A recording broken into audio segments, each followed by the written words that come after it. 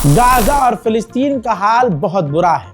इस रिपोर्ट के अंदर तमाम ताज़ा जानकारी देने वाला हूं और दुख के साथ बताना पड़ रहा है कि फिलिस्तीन और गाजा का हाल बहुत बुरा है, जिस पर आपकी और हमारी नज़र तो है, लेकिन ज़्यादातर लोग भूल चुके हैं।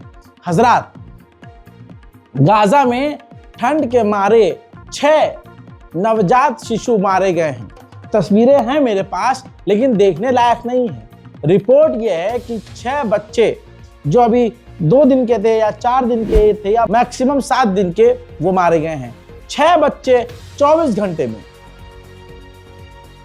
और लगातार ये मौत बढ़ रही है, क्योंकि गाजा के अंदर इजराइल जो शेल्टर होम होते हैं, जो पहले से बने बनाए टेंट होते हैं, जो मजबूत एक टीन के शेड से बनते हैं, टेम्पररी होम उन्हें कहा जाता है, उन्हें भेज ही नहीं रहा है।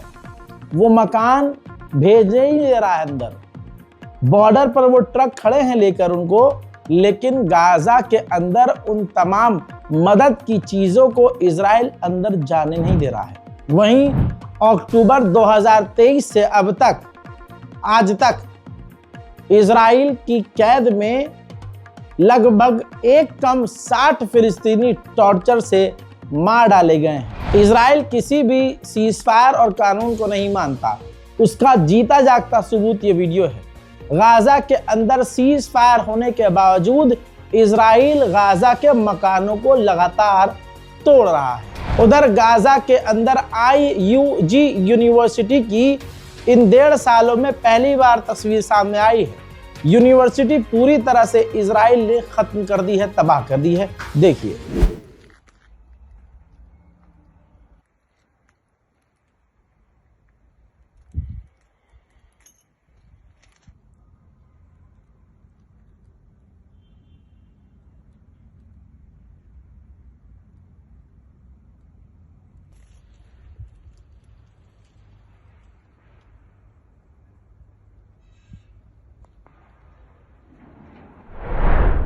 इजराइल ने नेतजारिम कॉरिडोर छोड़ने से पहले गाजा तो तबाह किया ही किया, लेकिन नेतजारिम कॉरिडोर को भी तोड़कर बर्बाद कर दिया। बमुश्किल एक वीडियो ड्रोन फुटेज आया है। वीडियो ड्रोन से बनाया गया है। देखिए और समझने की कोशिश कीजिए, महसूस कीजिए कि गाजा में क्या ही अब बचा है।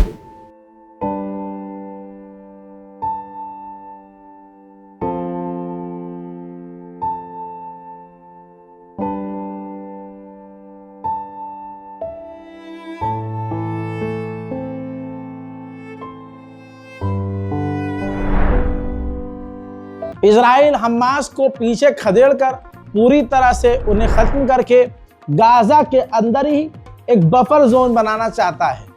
बफर जोन का मतलब यह है, ये जमीन आपकी, ये जमीन मेरी, और ये हमने अगर मिला दिया तो ये बॉर्डर वाला हिस्सा ही थोड़ा सा बफर जोन कहलाएगा, जहां पर इजराइल की सेना या आपके और हमारे देश के बॉर्डर पर जो है चहलकदमी करती रहती है, गश्त करती रहती है।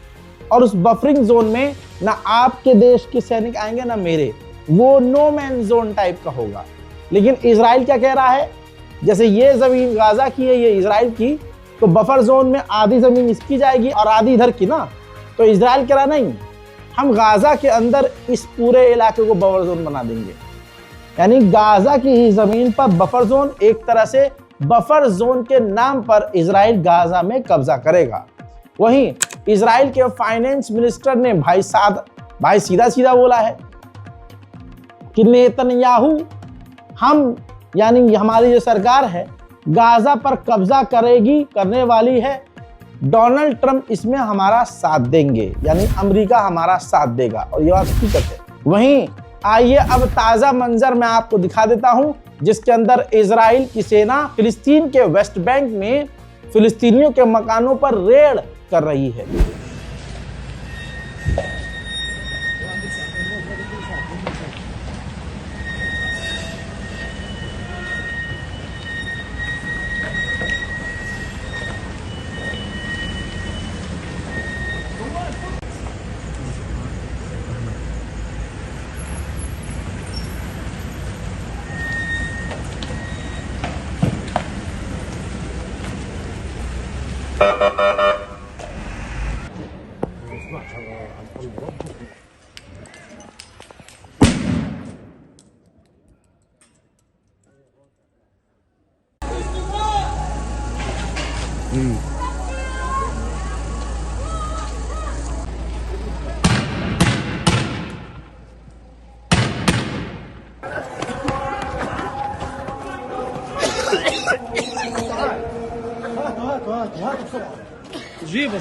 उधर फिलिस्तीन के वेस्ट बैंक में इजराइल के टैंक लगातार मूव कर रहे हैं, जैसा आप ये देख रहे हैं। जी हाँ, लगातार नए नए इलाकों में वेस्ट बैंक के अंदर तक, मोहल्लों और गलियों तक इजराइल के टैंक जाकर तैनात हो गए हैं।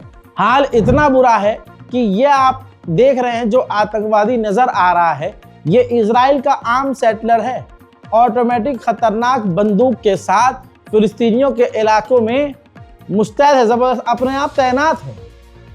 उनको डरा रहा है, धमका रहा है, आने जाने वाले लोगों के ऊपर गोली चलाने की कोशिश कर रहा है, धमकी दे रहा है, डरा रहा है। वहीं इजराइल वेस्ट बैंक में फिलिस्तीनियों की खेती बाड़ी और ग्रीन हाउस तबाह करता हुआ रिकॉर्ड हुआ है। सबूत आपके सामने।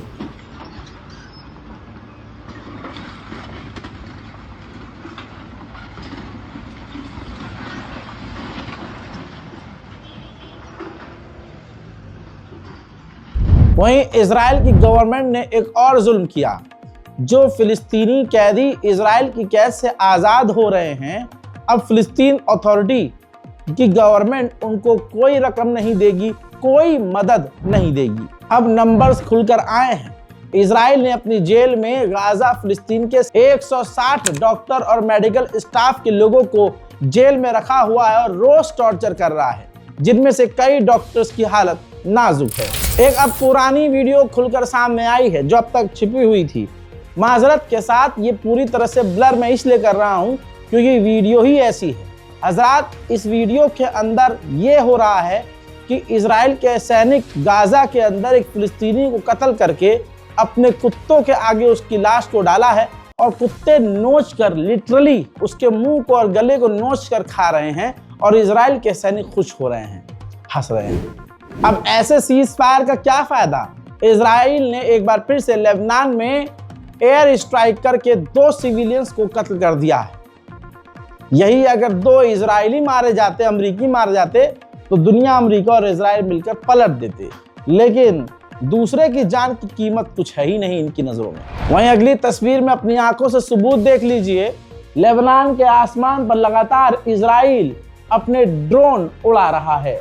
वहीं मोसाद के हेड ने मान लिया है कि हाँ, हमने ही पेजर अटैक किया था और पेजर अटैक का जो हमने यूज करने का सबसे बड़ा हथियार, वो जो पेजर बनाया था, वो नया बैच, पहला ही बैच उसी हफ्ते लेबनान पहुंचा था जब हिजबुल्लाह हम पर बहुत तगड़े लेवल पर हमलावर था और इसी हमले ने मैदान में, यानी जंग के मैदान में, हमारी हार को जीत में बदलने का काम किया। उधर हिजबुल्लाह ने भी, ये देखिए, हसन नसरुल्लाह की मौत के बाद, उनकी तदफीन के बाद, ऑफिशियल तदफीन के बाद, उन तमाम चेहरों की तस्वीरें जारी कर दी हैं जो हिजबुल्लाह के 37 से 38 लोग शहीद हुए। 37 से 38 इस ग्रुप के जो लोग मारे गए, उनका नाम और उनकी डिटेल पहली बार हिजबुल्लाह ने आधिकारिक तौर पर जारी कर दी है। वहीं आपको पता है कि अमेरिका में अब कोई भी इतनी आसानी से जा नहीं सकता, वीज़ा आराम से मिल नहीं रहा है, घुसपैठियों को निकाला जा रहा है। ऐसे में नेतन्याहू, इजराइल के प्रधानमंत्री, ने अमेरिका के राष्ट्रपति डोनाल्ड ट्रंप से रिक्वेस्ट की है कि इजरायलियों को थोड़ी सी छूट दी जाए और उनके लिए वीज़ा आसान किया जाए। इजराइल ने लगभग डील को पूरी तरह से खराब कर दिया है।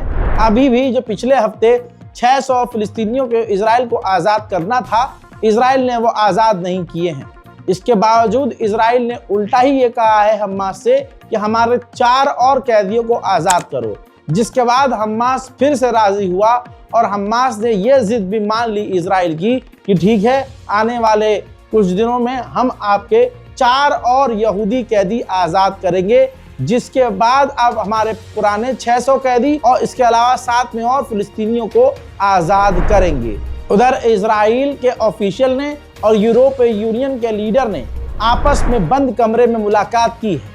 यूरोप, वेस्ट और पूरा का पूरा जो दूसरा छोर है, जैसे America, Israel, Germany, France, Britain, ये सारे के सारे यूरोप और अमेरिका के साथ जो लोग ग्रुप में शामिल हैं, सीधा सीधा ये इजराइल के साथ है।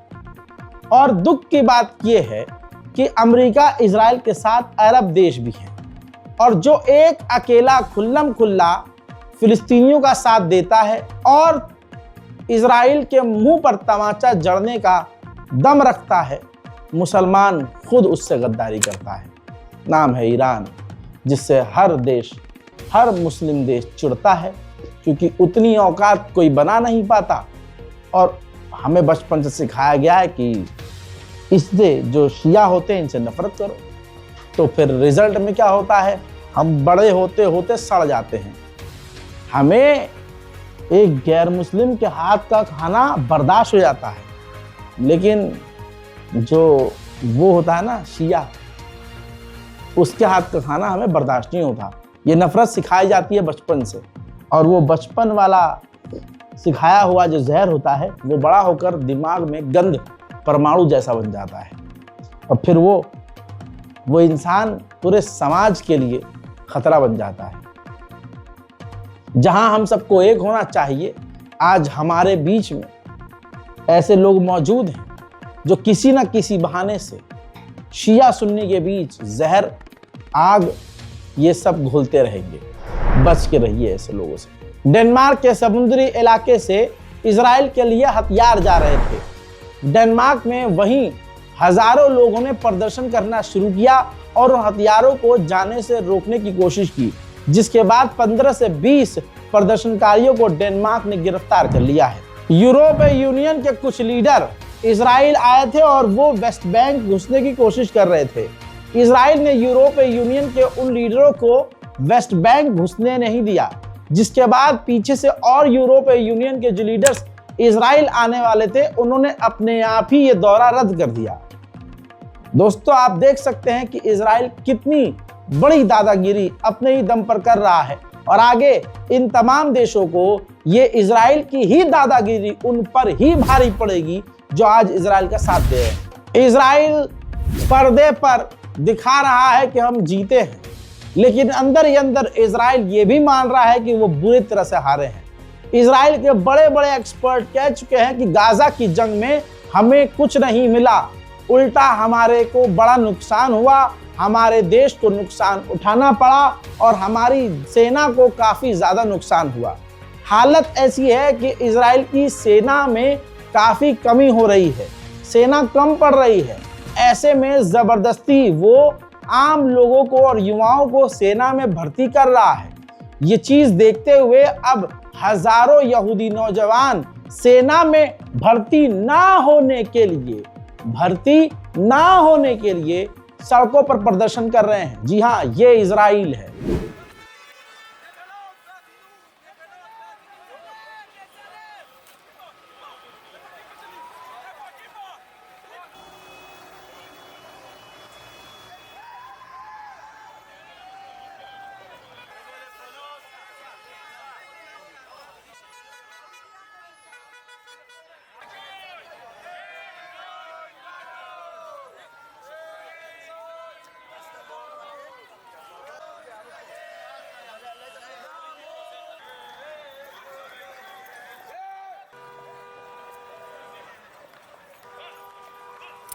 उधर स्वीडन में एक बार फिर से फिलिस्तीन के समर्थन में प्रदर्शन हो रहा था। बड़ी बात यह है कि इस प्रदर्शन में एक बार फिर से ग्रेटा थनबर्ग शामिल हुई, जिन्हें फिर से गिरफ्तार किया गया था। We are currently outside Maersk, one of the biggest shipping companies in the world. Only the last year, has shipped thousands of tons of military equipment to Israel to arm them during their genocide in Gaza. And we are here to demand that Maersk must stop all the transportation of weapons and weapon components to Israel. They must terminate all contracts and investment that support the genocide and occupation of Palestine, and Denmark must implement a full military embargo on Israel. We are here because we know that America are not going to do it for us. We have overwhelming evidence showing that Israel is committing a genocide in Palestine. हजरात मोहतरम, इसी तरह से ये तस्वीर देखिए, UK यानी Britain में भी लाखों गिरफ्तारियों के बावजूद, सैकड़ों पाबंदियों के बावजूद लगातार प्रदर्शन बर्तानिया के लोग सड़कों पर उतर कर रहे हैं। वहीं लंदन में ही बीबीसी के हेडक्वार्टर के बाहर लोग लगातार प्रदर्शन कर रहे हैं।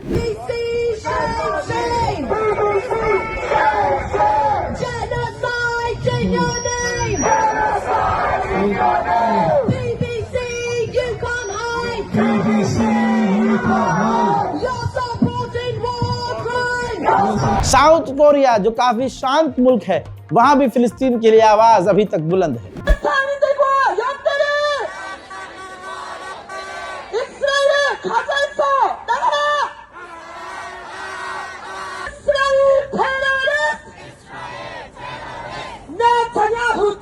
जर्मनी में लाखों पाबंदियों के बावजूद, दर्जनों गिरफ्तारियों के बावजूद प्रदर्शन जारी है।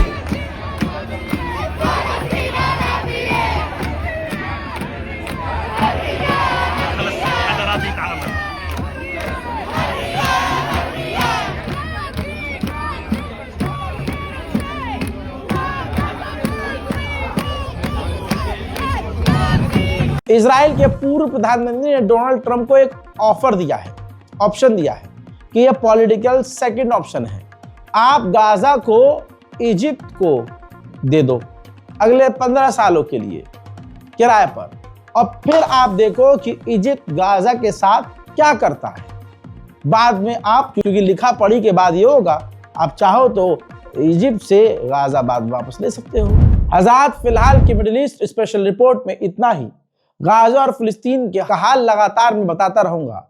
अगर आपका दिल गाजा और फिलिस्तीन की खबर सुनने का ना करे, थोड़ा सा नमाज पढ़िएगा और सोचिएगा कि आज मैंने कोई हराम रोटी तो नहीं खाई जिसकी वजह से अपने फिलिस्तीनी भाइयों के दर्द और तकलीफ को देखने से शैतान मुझे रोक रहा है।